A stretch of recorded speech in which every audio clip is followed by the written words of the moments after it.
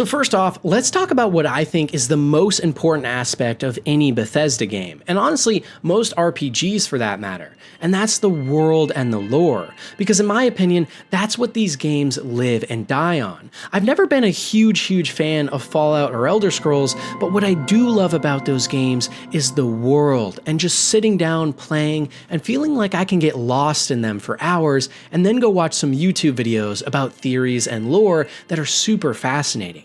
And luckily, Bethesda's done it again with Starfield. This game is full of rich and interesting lore. You can go to multiple different planets with huge backstories. All the faction quests give you some really cool and interesting ideas about what's happened in this world. And not only that, but I think what Bethesda's done a really good job at here is there's so many different sides in terms of the different political parties and just factions out there, and they all have different ideas on what the past and the lore means. And on top of that, there's a lot of big reveals in the main quests and side quests alike that have awesome, fantastical revelations for not only what the past and history of this world is, but potentially also what the future is. And I have to say, the biggest thing for me in Bethesda games is always the world and the lore. Is this a world I can get lost in and just read different notes and terminals and just enjoy the things I'm learning about the universe? And I can say without a doubt, Starfield is 100% that. But also on the same token, if I'm being honest, Starfield does feel a little more generic than Bethesda's past games. For example, when I'm playing Fallout and I open my Pip-Boy and I walk around the world and I explore the vaults, it really does feel like a unique setting that only Fallout could capture. But when I'm playing Starfield, a lot of times I just think, dang, you could plug in Star Wars here, you could plug in Battlestar Galactica here, you could plug in Star Trek here or Mass Effect and it would work. And there's a lot of ups and downs to that, because on one side, the identity of Starfield isn't quite perfected and I don't exactly even now know what it is. It's so open and so free-flowing that it also allows for a lot of new ideas to come into the setting and they make perfect sense. And as we'll talk about later, I actually think this is a great move by Bethesda because it really makes it so modding and also DLCs can fit in perfectly into this game, and so many ideas could be plugged into the narrative and it would just instantly work and make sense in this universe. Another thing that I was surprised by is just how grounded of a sci-fi setting this was. I know when Bethesda was talking about Starfield and it coming out, they mentioned NASA punk a lot, but I really questioned how true that would be. Would there be a lot of fantastical sci-fi settings in different areas? And the answer is not really. This really is a very grounded and just normal human world. It feels like, honestly, Earth in Fallout or nowadays, but just in the stars and a little bit more advanced with some new technologies. But all of these technologies we're just on the verge of. It feels like humanity is still scrounging to scavenge the stars. We haven't mastered the galaxy, we haven't met thousands of new alien races and made diplomacy with them.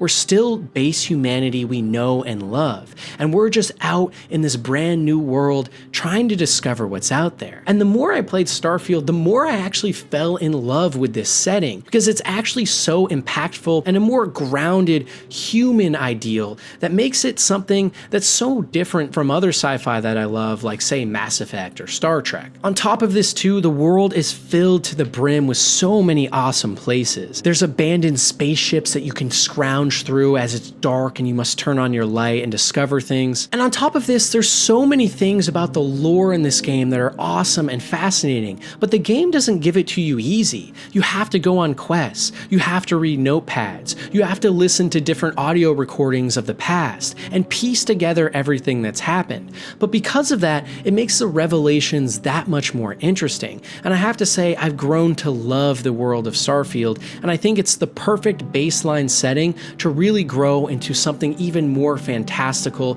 and awesome with even more sci-fi elements.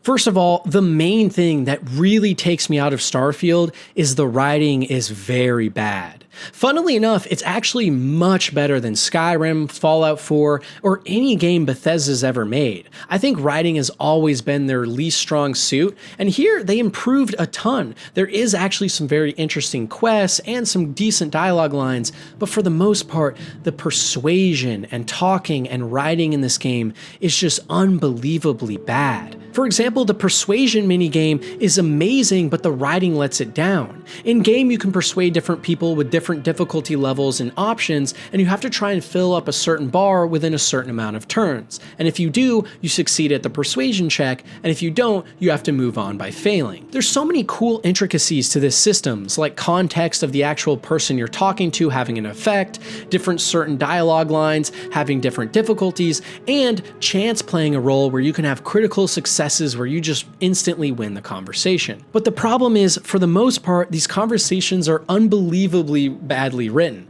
For example, I had one quest where I had to go talk to a guard and try to get his key card to get into a secret facility, and it literally went down like this. I walked up to the guard, he said to walk away because I wasn't allowed here, and I walked up to him and said, "Hey, I'm not going to leave until you give me the key," and he said, "Okay, you sound annoying, here, take this and please bring it back." Now, on its own, that would be super funny. If that was just a one-off quest, that would be hilarious to me. I would laugh at how stupid and funny that was, and it fits well within Bethesda's style and humor.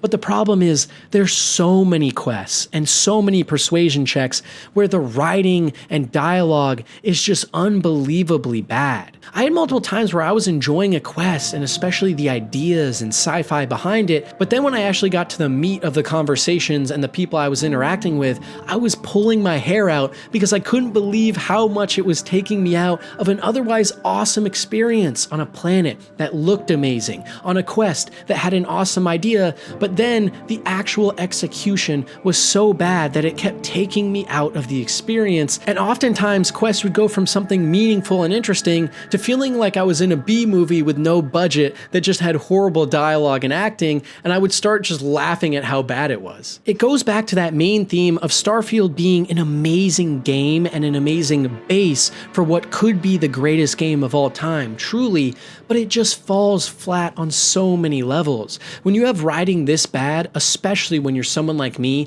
that loves games like Cyberpunk 2077 and also Baldur's Gate 3 for the writing, coming to this, it's a culture shock, and it's something I cannot get over, even though it does have its own charm to it. On top of this, something else I don't like is the Bethesda zoomed in face conversations. I'm okay with the face zooming in and talking a little bit, but now that I played games like Cyberpunk where you can walk around while the dialogue is happening, or Baldur's Gate 3 where it's much more cinematic in the camera angles, to me, I think there needs to be a mod or update where you allow me to just walk around while the character is talking and look at different things, because it gets really tiring just looking in at zoomed in faces that don't look good at all, by the way, and look last gen, and just having to watch as they produce really mediocre dialogue lines that I just want to skip through, which by the way is also very hard because it doesn't auto skip through everything. You have to wait a lot for each skip. And this is a problem too when you're in your ship and you're talking to other ships. It's so immersion breaking when suddenly both your ships completely stop immediately in space and it just zooms in on the ship as you talk. Let me just fly around as I'm conversing with different ships in space. It would be so much better if I could look out into the vistas and the planets as I'm having a conversation with another ship captain who tells me I should dock right now. The other real big offender that takes Starfield down a notch is for sure the quest design. It is baffling how bad some of the quests in this game in terms of their design are. It once again goes back to the idea. I had so many quests in this game where I loved the setup. For example, there was one where I had to infiltrate a certain boss's quarters, and to do so, I applied to be his assistant and then try to get to his computer. That way I could approve certain mining regulations from the miners I was talking to. To do this though, at one point in the quest, I actually had to go up to a nearby space station in order to apply to this job. So I flew up to the space station, went through a few loading screens, and then I walk up to a kiosk and I start going through this job application. And up to this point, everything had been great. The setup was great, the different NPCs seemed interesting, and this job application was very funny. I did all the funny answers and I enjoyed myself, and not only that, but later in the quest, the NPCs would react to what I chose realistically and make references to things I had done before, all things that Bethesda has never been known for. The quests in this game are much better in terms of ideas, in terms of choice and consequence, in terms of thematics, but the issue is the quest design itself is so bad. For example, in that quest where I had the job application, right after doing the job application, I then had to hop in my ship, go through more loading screens to go to the old guy who I had previously talked to, who then sent me back up to the same star station that I just was at through more loading screens, who then sent me back again down to the planet that I was just on. Quest design like this is bafflingly bad. I remember when I was doing so many quests in Starfield, I would literally just sit there and ask myself, why do I have to do this? Why do I have to travel to a planet to talk to an NPC who has 2 dialogue lines who will then send me straight back to my ship, or through a loading screen, whichever I choose, back to the location I was at? I understand why from a lore perspective they do this, and it's really interesting. In this universe, ships have grav drives which can travel very quickly, but communications take longer, so it actually makes sense that this is how it works. But in practice, it just makes the game feel horrible. You either need to update the lore, that way communications can go between large distances, and that way you can have hologram calls or something like Cyberpunk where they show up on the screen, or you need to design quests well within the parameters you have.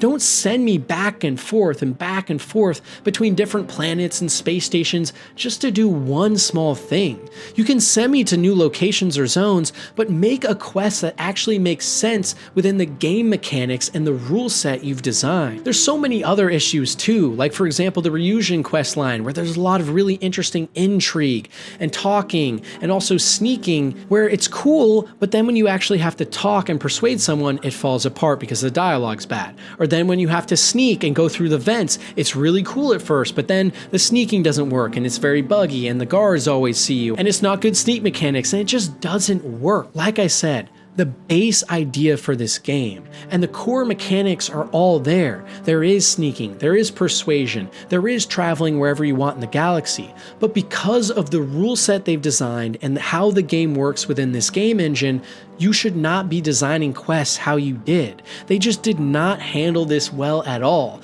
And when I think to the writing and quest design of this game, I want to pull my hair out once again because I know how much potential this world and this system has, but I get taken out of it so much when I'm on quests that just aren't working, or dialogue that isn't hitting, or sneaking around and it just isn't flowing. Really, as I've said over and over, the core issue with Starfield is it's the perfect baseline for the greatest game ever, but it just falls apart in so many different ways. I will say, however, the one place that Bethesda does actually execute pretty well for the most part is the faction quests, and that makes a lot of sense considering all of the best content from their old games was always from the factions. So in Starfield, there's 4 main factions you can join, along with some other smaller things as well, but the 4 main ones are Ryujin Industries, the UC, SysDef along with Crimson Fleet, as well as the Freestar Rangers. And each of these factions has a very interesting, fun, and choice and consequence-driven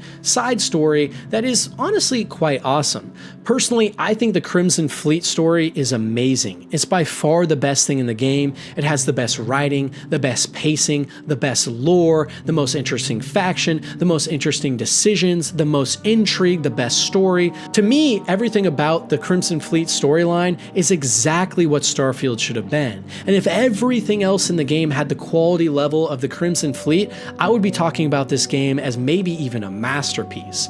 But alas, this is really the only faction quest I've come upon that was that good. Otherwise, the UC quest is very interesting and it also has some really great lore. I highly recommend if you're playing the game for the first time, when you get the UC faction quest, just do the first couple of missions to get some really cool backstory on the world and lore of Starfield, and then go do whatever you want. And it also has one of the coolest missions in the entire game and the type of missions that we've never seen from Bethesda, which again is a testament to how how awesome this game is with all the different types of things you can see, whether it's horror, sneaking, fighting, flying. There's so much to do in this game, and it's all usually pretty good, but it can also be horrible at times, as we've mentioned. The Freestar Collective also had a very interesting mission I liked. It was very old Western style, and you got a really interesting reward at the end that I won't spoil. And then on top of that, Ryujin Industries was a great idea with a lot of different intrigue and a ton of choice and consequence, but once again, it fell flat because of the sneaking mechanic not being perfect. But I have to say, as a lover of immersive sims, Ryujin Industry was right up my alley, but once again, the execution fell from what could have been so perfect.